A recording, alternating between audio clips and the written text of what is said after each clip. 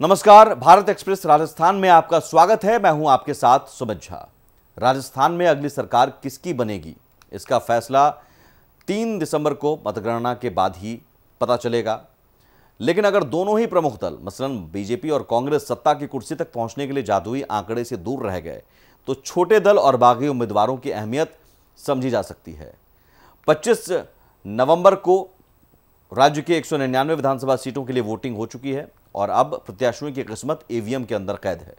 इस बार विधानसभा चुनाव में बंपर वोटिंग हुई तो मुकाबला भी रोमांचक होना तय है। ऐसे में परिणाम एक तरफा और दिलचस्प भी हो सकता है। गौरतलब है कि इस चुनाव में राजस्थान में कुछ बागी नेता और 6 छोटी पार्टियां भी चुनावी मैदान में हैं।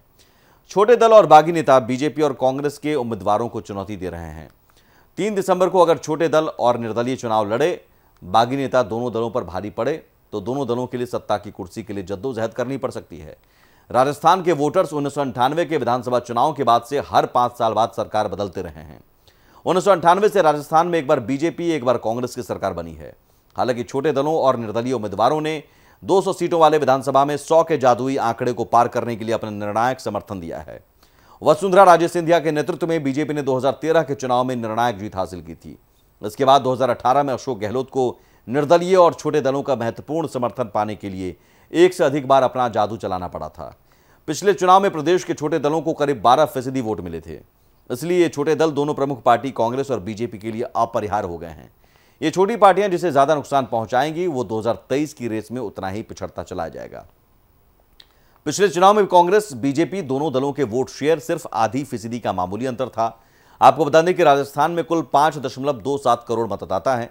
इनमें 2.52 करोड़ महिलाएं हैं और यह आंकड़ा कुल मतदाताओं का करीब 48% है।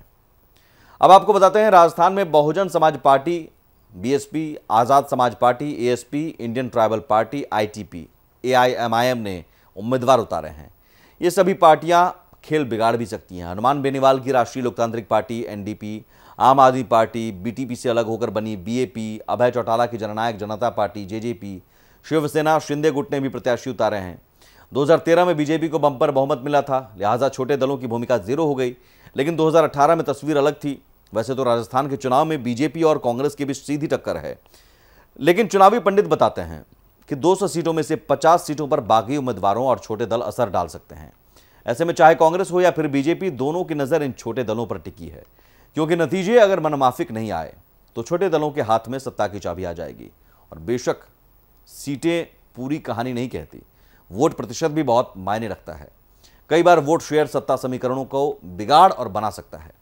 यही वजह है कि निर्दलीय और छोटे दलों की अहमियत बढ़ जाती है। सबकी नजरें राजस्थान में महिला मतदाताओं पर भी हैं। बीजेपी और कांग्रेस दोनों दलों ने महिला वोटरों को लुभाने के लिए कई वादे किए। आंकड़े ये भी बता रहे हैं कि इस चुनाव में महिला वोटरों की संख्या पुरुष मतदाताओं से अधिक रही है। और यही नहीं, महिलाओं का मतदान प्रतिशत भी लगातार बढ़ रहा है। एक सर्वे के मुताबिक 2018 विधानसभा चुनाव में महिलाओं ने कांग्रेस बीजेपी को बराबर यानी 40-40% वोट दिया, जबकि 2013 विधानसभा चुनाव में 47% महिला मतदाताओं ने बीजेपी और 34% महिला मतदाताओं ने कांग्रेस को वोट दिया।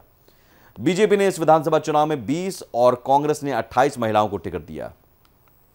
पिछले विधानसभा चुनाव में बीजेपी ने 23 और कांग्रेस ने 27 महिलाओं को टिकट दिया था।